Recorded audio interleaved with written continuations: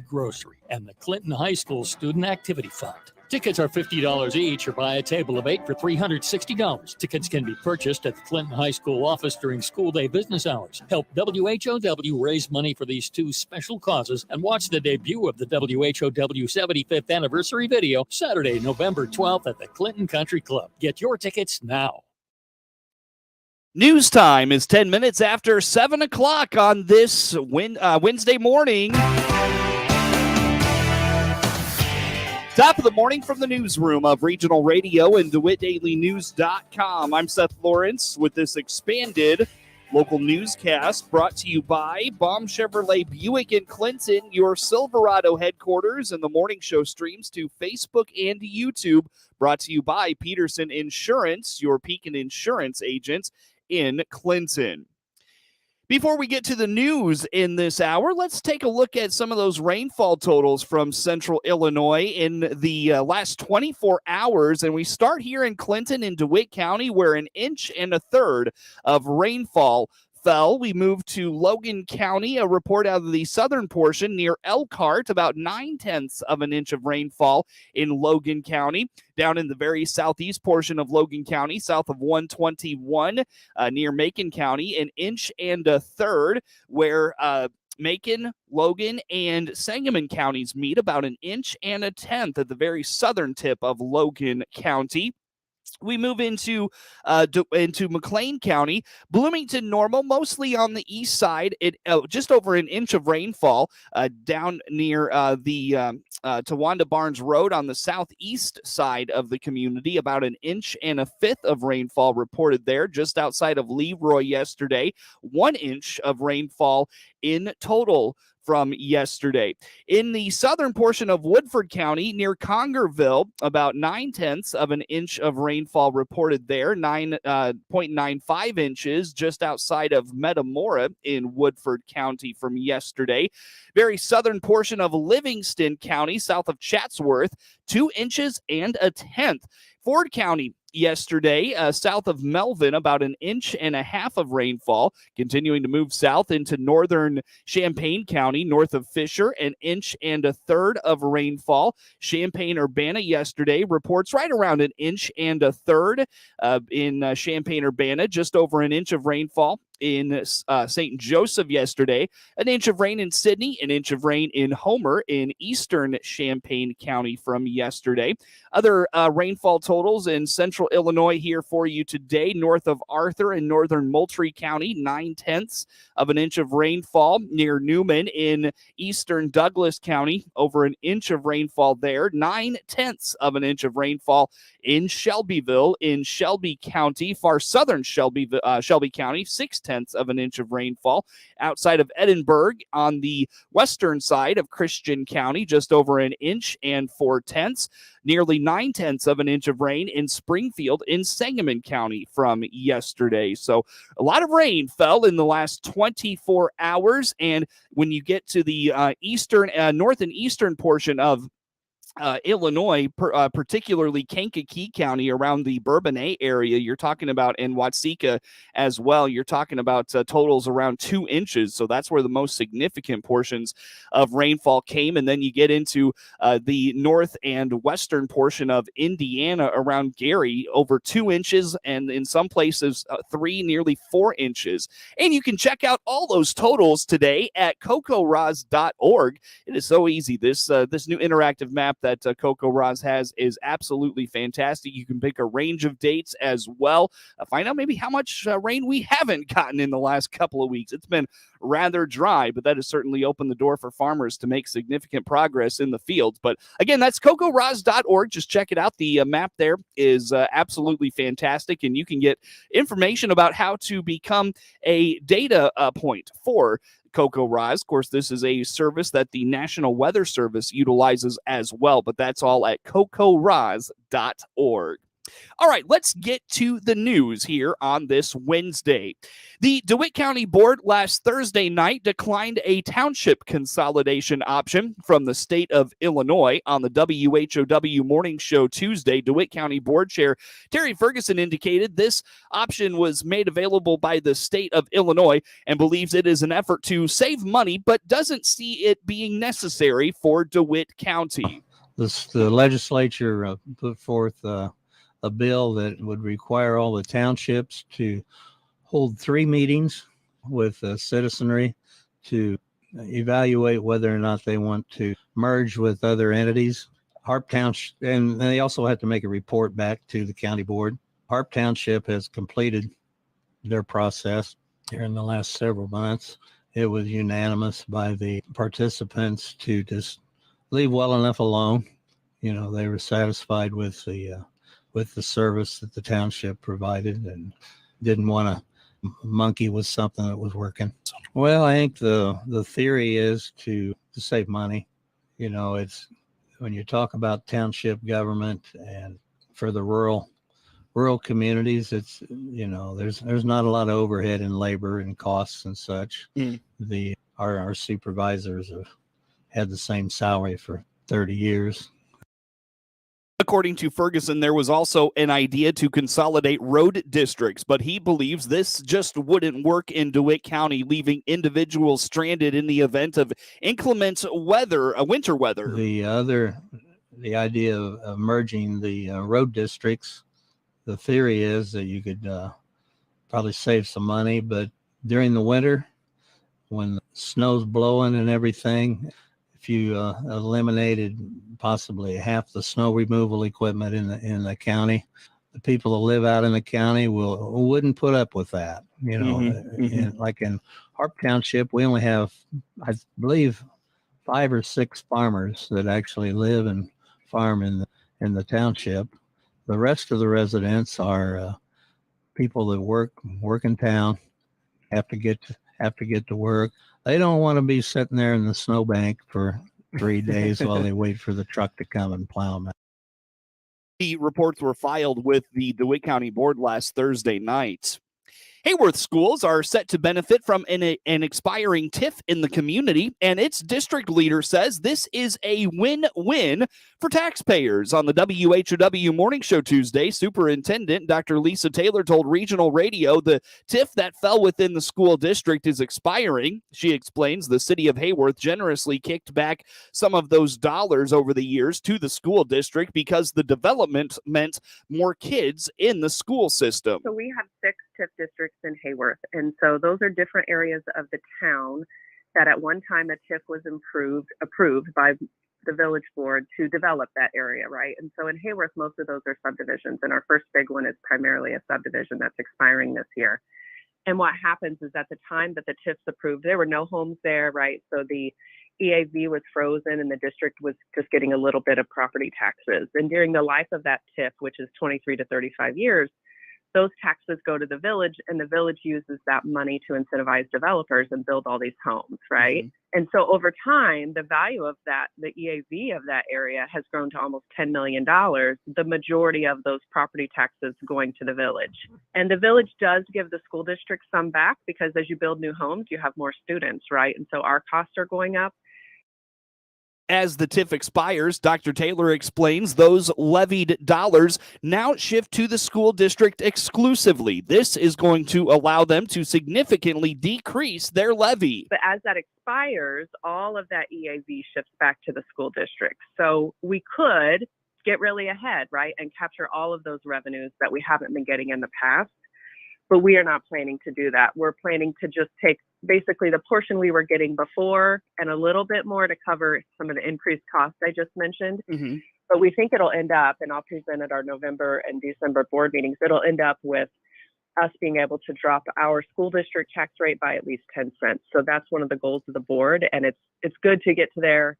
You know, I just feel like everyone is squeezed financially, right, personally, and year after year, especially in McLean County, and especially in the past couple of years, the value of your home's going up. It's like people, every governing body, right, is taking more and more money, and everything you pay for is more and more expensive, and it's just been so difficult time. So any relief we can provide is, good for our community. According to Dr. Taylor, property taxes are among the several issues they seem to hear a lot of feedback on from community members. She hopes instead of turning to social media for information, individuals with questions or concerns will reach out directly to the district office to get more information. Yeah, property taxes usually gets attention. Of course, the most attention is on social media.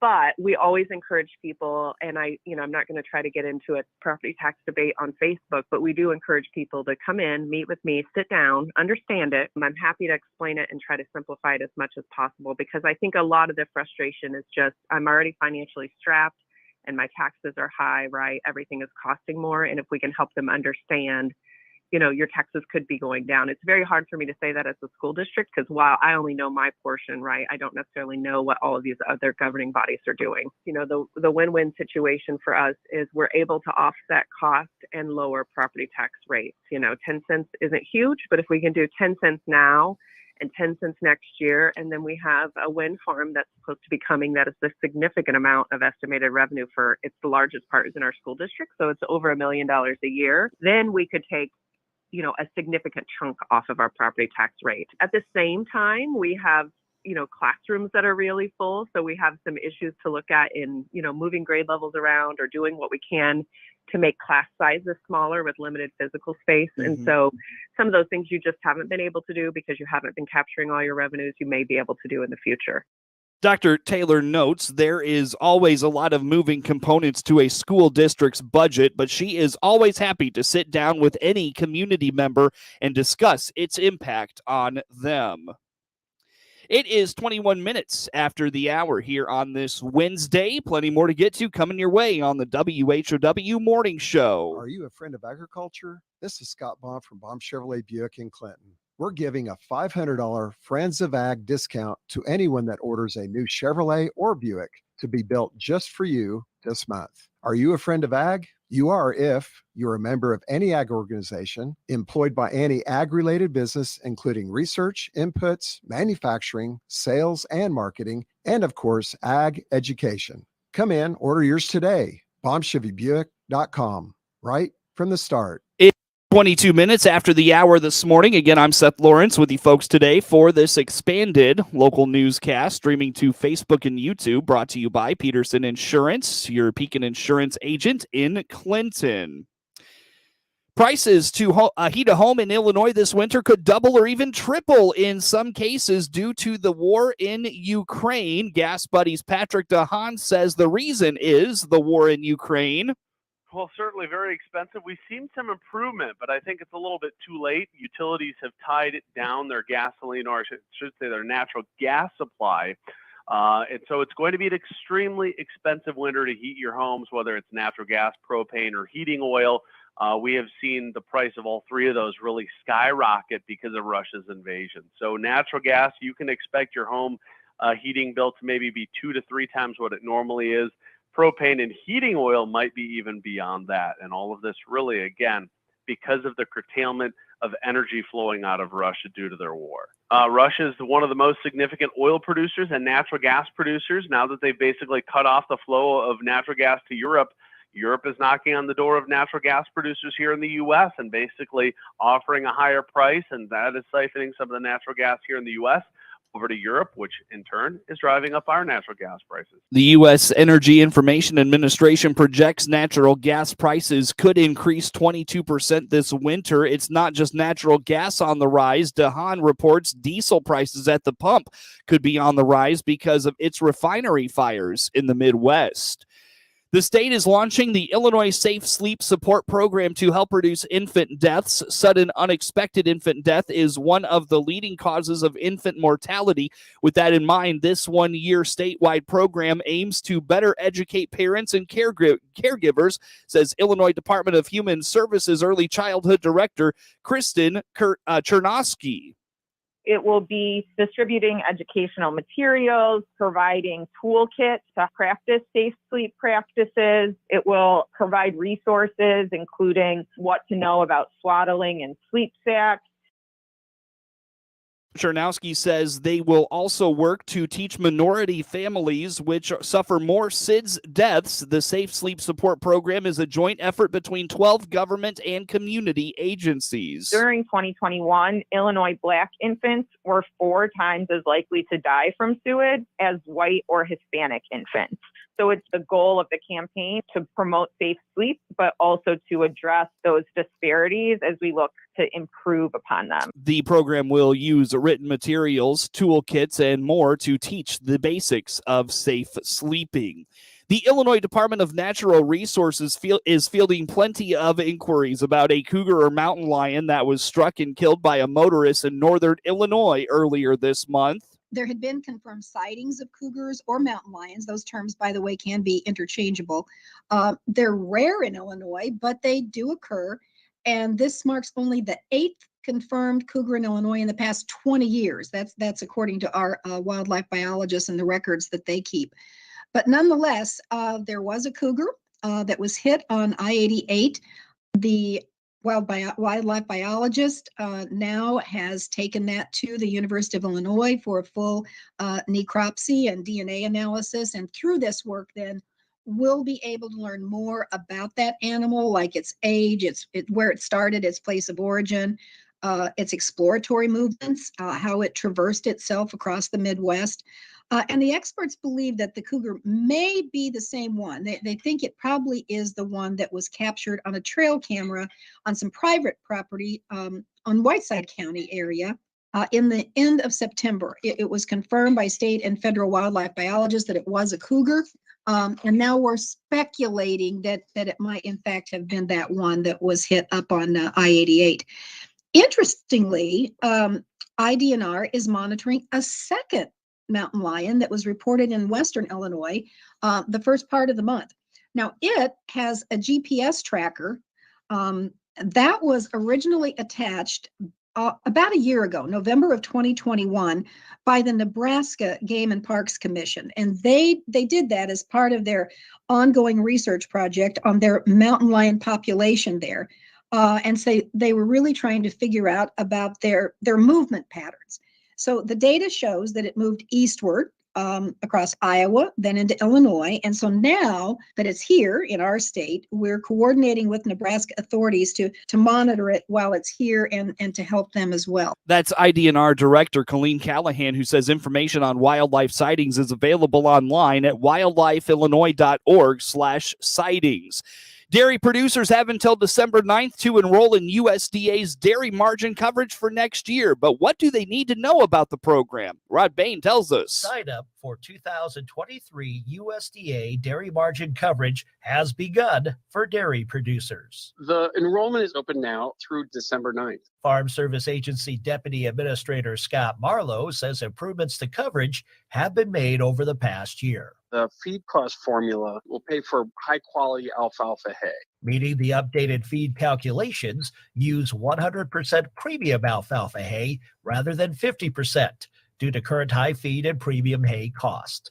There is also the second year of supplemental DMC available. The supplemental DMC allows folks to align their payments more closely with their current production if it's changed, if they've had growth. As it applies to calendar years 2021, 22, and 23. If a farmer is wanting to make the change with supplemental DMC, they need to do that before they complete the DMC enrollment. And so that has to happen first. At its base, dairy margin coverage is designed to provide protection against when the price of milk falls too close to the base cost of production. Farmers can select a certain price level coverage. So if the price falls below that gap, they'll get their payment. Online decision-making tools are available for dairy producers to calculate coverage at dmc.dairymarkets, all one word, .org. There's a decision tool that we worked with the University of Minnesota and University of Wisconsin that helps producers determine the appropriate level of coverage. More information about dairy margin coverage can be obtained through local FSA offices or online at www.fsa.usda.gov. The deputy administrator says this year alone indicates the need of dairy producers to enroll in DMC. Last year when folks were signing up and when this year started, there wasn't expected to be a payment this year, but we have had payments for August. We're anticipating the possibility of one for September. So as much as prices have been fluctuating over the last couple of years, it's always good to get that coverage and to manage that risk. I'm Rod Bain reporting for the U.S. Department of Agriculture in Washington, D.C. Coverage of news brought to you by Baum Chevrolet Buick in Clinton, your Silverado headquarters. We stream to Facebook and YouTube, brought to you by Peterson Insurance. With SRN News, I'm Rich Thomason in Washington. They've been called the most important elections in a lifetime. The crucial midterms just 13 days off. Last night saw several key debates, gubernatorial debates in Michigan and New York. Abortion, an issue in the New York debate between Democrat Governor Kathy Hochul and Republican challenger Lee Zeldin. Surging crime and cashless bail, also big issues in the New York gubernatorial contest. While in Michigan, COVID school closures brought a fiery exchange between Democrat Governor Gretchen Whitmer and Republican Tudor Dixon. In Pennsylvania, Republican Mehmet Oz and Democrat John Fetterman faced off in the lone debate of the U.S. Senate race in Pennsylvania. Watching Wall Street, the Dow futures are down 40 points. NASDAQ futures 186 points in the red. More details at srnnews.com. And now a small business. With SRN Sports, I'm Jim Bartos. Skip Shoemaker has been hired as manager of the Miami Marlins. Shoemaker comes to the Marlins from the St. Louis Cardinals, where he had been the bench coach. Shoemaker played in the majors for 11 seasons and now gets his first managerial opportunity with Miami. The final scores of last week's football games are in the books, but the outcome of the ratings battle remains in dispute. It should be a simple enough question. How many people watched last Thursday's NFL clash between New Orleans and Arizona? The answer depends on who you ask. By Nielsen's count, 7.8 million people watched Amazon Prime's coverage of the game, but Amazon, it says 8.9 million people tuned in. Which number is right? Well, we may never know. Nielsen has a formula that determines ratings based on a limited sample, but Amazon says it has an actual count of every one of its subscribers who screens the broadcast and not an estimate. I'm Oscar Wells Gabriel. This is SRN Sports. A Russian court has rejected an appeal by U.S. basketball star Brittany Griner of her 9-year prison sentence for drug possession, a step that could move her closer to a possible high-stakes prisoner swap between Moscow and Washington. The All-Star center with the WNBA's Phoenix Mercury and two-time Olympic gold medalist was convicted August 4th after police said they found vape canisters containing cannabis oil in her luggage at a Moscow airport. U.S. Secretary of State Antony Blinken called the decision, quote, another failure of justice compounding the injustice of her detention, adding that, quote, securing her release is our priority. Kansas City Chiefs defensive end Frank Clark was suspended 2 games by the NFL on Tuesday after pleading no contest last month to 2 counts of misdemeanor possession of an assault weapon in Los Angeles. He will miss games against the Titans and Jaguars. This is SRN Sports. Time now for a look at sports. I'm Seth Lawrence with this report. A young Central A&M football team is hoping its youth has come along enough to make a deep run in the high school playoffs. Coach Brent Weekly says a lot of young players on offense, they have focused on getting kids with playmaking ability, the football. Defensively, he's proud of the way such a young group has played this year. Red team. We huddle though, tight ends, jet swing, do a lot of motions and those type of things. Try to get our guys available to make plays and put our best players in position to make plays in space. And defensively, we got a lot of, like I said, we have 4 seniors. We have 2 seniors, or 1 senior starting defensively for us. So we got a lot of young guys. Taking away 2 games, of course, it's Shelbyville and essentially they gave up 40 points. We gave up 128 on the year, so you take away those 2 games, 40 total points. That's not too bad for a group of young guys not to play. So really, really proud of our kids. Postseason football teams have the added benefit of an extra week or more of practices, and Coach Weekly believes that always helps not only the young varsity players, but those younger JV players that get the call up for a postseason atmosphere. Your question, that's really important for us to be able to do that for our young kids, get a chance for them to play, to experience the fundamentals week in and week out, not only and then get to run the other team's offense. It's really good for them to learn new styles, how to learn how to do things, to understand the game better, so that when they get their opportunity, their chance to play on Fridays, they're prepared. The Raiders drew a 10 seed in the postseason. They will hit the road Saturday to take on Cesar-Valier at 2 p.m. The Shelbyville football program has become a regular in the high school football playoffs in recent years, and an experienced group this fall is hoping to make a deep run. Coach Bill Duckett says he's got a good mix of juniors and seniors and credits those kids for a lot of improvements over the last year. We've got a good group of older guys, juniors, seniors, good mix of skilled guys with some younger linemen. It's done well, especially defensively. I'd say that's the biggest thing this year compared to past years for us, is we've definitely seen a big improvement, and a lot of guys that started defensively last year for us are back and made a lot of strides there. 8-1 for our program through the last 30, 40 years.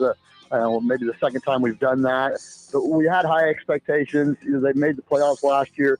These guys have had success at the lower levels, all the way through. So we had a good hope that they were going to be a really good group. Hard to tell sometimes how they'll gel in the long run, but they've really came together, and we've really put the pieces together with our younger guys and that group of older guys, and we're definitely excited about where we're at. And I think we had high expectations they'd make a run during that regular season, and just pumped to be here. Coach Duckett says they treat the postseason like the regular season in terms of preparation, but believes you want to keep routine consistent, and getting those extra practices is a net positive for everybody. Treat it like the regular season. We just go into it with that expectation, like I said, of getting there and preparing each week like it's a week 1, week 2 game. So, that's what we've got to do. It can't be any different. You get that expectation you're going to be there, and just take it 1 week at a time, one play at a time in that game. And I hope these guys prepare, and no moment's too big for them in that situation. You hit that on the head. Is when you go 3 or 4 rounds in the playoffs, that's 3 or 4 extra weeks of practice and developing those young guys. And especially those 2 years where we went to semifinals back to back, that's an extra whole year of football time for those guys, and that's huge. And hopefully we can make some runs this year, next year, and on down the road. And I think that's one of the things that separates a lot of those really high achieving programs, is they get extra football time in. So it's huge. The Rams achieved a 3 seed in the Class 2A playoffs. They will host Belleville-Althoff Catholic on Saturday at 3. The Blue Ridge Lady Knights defeated DeLand Weldon in 2 sets, 25-18, 25-9 in high school girls volleyball regional semifinal action Tuesday night from Heyworth to advance to a Thursday night regional championship. Gracie Schaefer paced the Lady Knights with 10 assists, 14 digs, 4 kills, and a block. Phoebe Reynolds had 16 digs, 4 kills, and a pair of aces.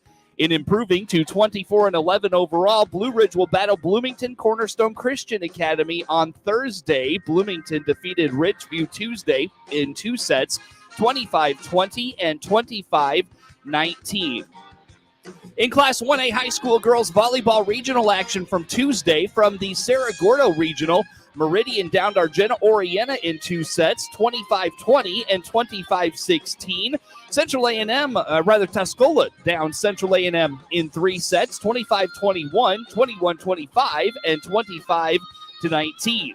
From the Fisher Regional, Leroy beat Danville Schlarman in 2 sets, 25-10 and 25-8. Then it was Armstrong over Urbana Uni, 27-25 and 25-19. From the Glassford Regional, hosts Illini Bluffs down Lewiston, 25-17 and 25-17. Then Elmwood down to Illini Central, 25-12 and 25-17.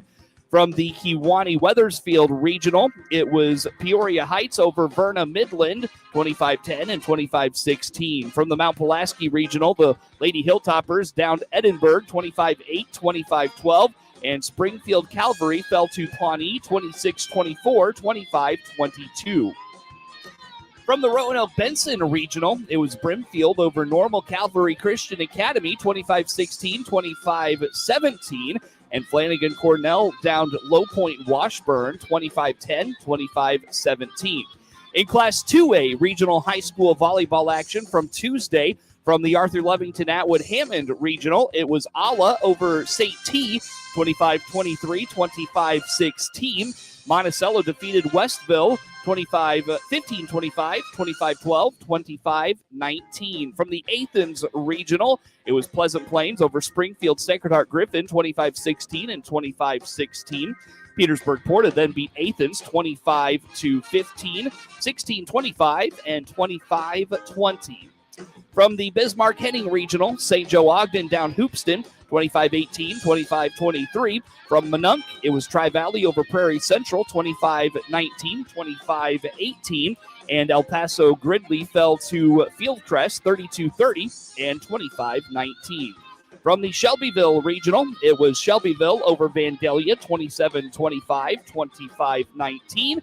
And finally, from the Tremont Regional, IVC down Bloomington Central Catholic, 25-13 and 25-13. Patrick Kane had a goal and an assist, and the streaking Chicago Blackhawks withstood Florida's late charge to beat the Panthers 4-2 Tuesday night.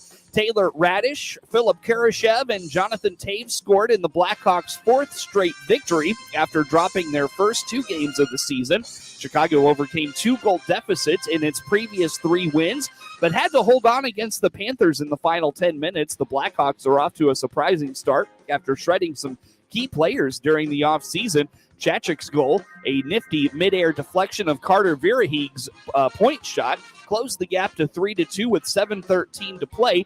But Chicago goalie Alex Stalick, who stopped 29 shots, hung on from there. Kane, held without a goal in the Blackhawks' first 5 games, beat Panthers goalie Sergei Bobrovsky with a wrister from the right circle with 22.4 seconds left in the period to give the Blackhawks a 2-0 lead. Chicago will host the Oilers on Thursday night. Get the latest in sports anytime at DeWittDailyNews.com.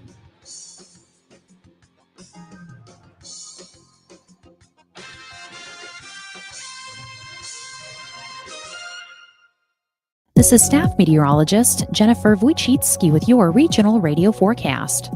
Sunny skies and calm today with daytime highs approaching 56. Northwesterly winds 10 to 15 miles per hour.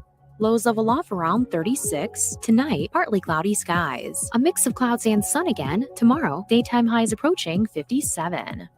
Hear weather twice an hour or online anytime at DeWittDailyNews.com. Currently, it's 40. Hello again, everyone. This is Stu Ellis, swinging open the farm gate for you once again today. Let's take a look at what's going on down on the Mississippi River and catch you up there, because water levels have really dropped to a low of almost 11 feet below the 0 point. They're at a minus 10.76 feet, according to the U.S. Army Corps of Engineers. And according to the American Commercial Barge Line, the barge industry has agreed to a 25 barge tow maximum size. Many of those barge tows had been a lot larger than that, but they're limiting that now to a 9-foot draft. And that's fairly shallow for a barge. And then that translates to about anywhere from a 17 to 38% reduction in capacity. Similar restrictions are on the Ohio River and its tributaries. Now, dredging by the Army Corps of Engineers as far north as Mound City, Illinois, has kept the traffic flowing, but daily challenges appear. Dredging also underway on the Ohio to keep the Mississippi open at Cairo. The American Commercial Barge Line says that right now it's already loaded its final barges between St. Louis and Clinton, Iowa. It's not going to be loading any more within that span because the river is closing down for the winter. On the upper Mississippi going into Minnesota, river has been barge loading has been closed for a couple of weeks now, and they're getting ready to put it into winter quarters. Dredging there at Mound City with the intention of working the channel deep enough for barges to transit the area at a 9-foot depth when the Caro river bar gauge is at or above 4.5 feet. The gauge at Caro is in the low stage right now and falling. Low water levels on the Mississippi likely to persist this winter as drier